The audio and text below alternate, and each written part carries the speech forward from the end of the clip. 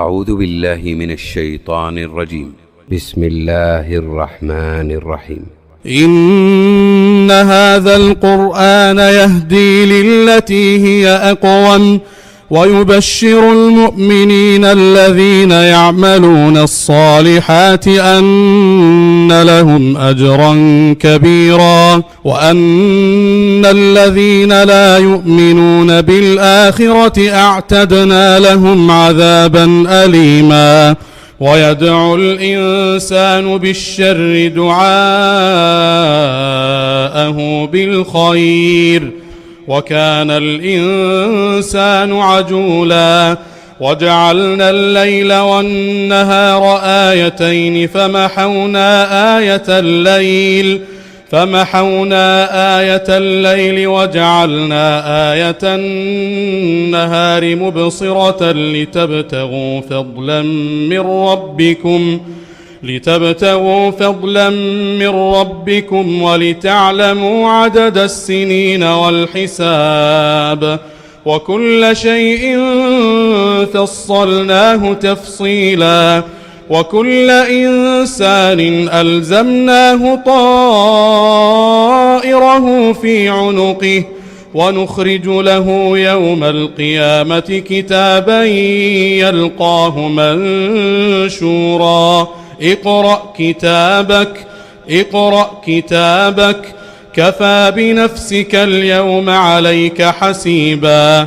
من اهتدى فإنما يهتدي لنفسه ومن ضل فإنما يضل عليها ولا تزر وازرة وزر أخرى وما كنا معذبين حتى نبعث رسولا.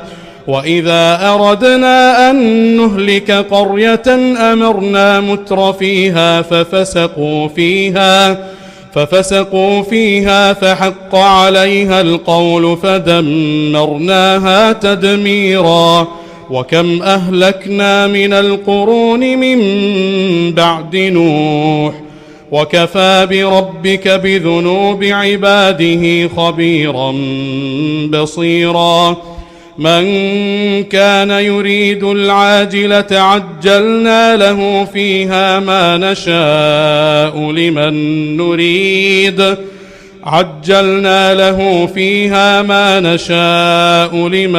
نريد ثم جعلنا له جهنم يصلاها مذموما مدحورا. ومن أراد الآخرة وسعى لها سعيها وهو مؤمن فأولئك كان سعيهم مشكورا. كلا نمد هؤلاء وهؤلاء من عطاء ربك وما كان عطاء ربك محظورا.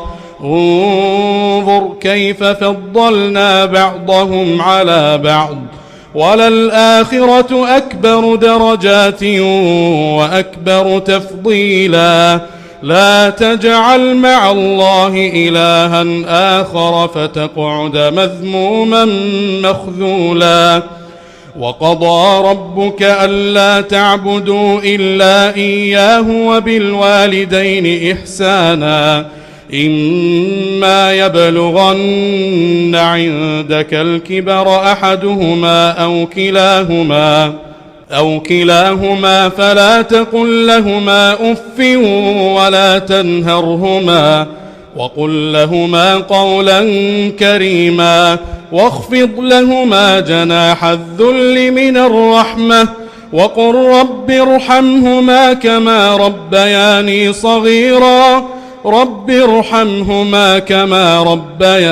صغيرا. ربكم أعلم بما في نفوسكم إن تكونوا صالحين فإنه كان للأوابين غفورا.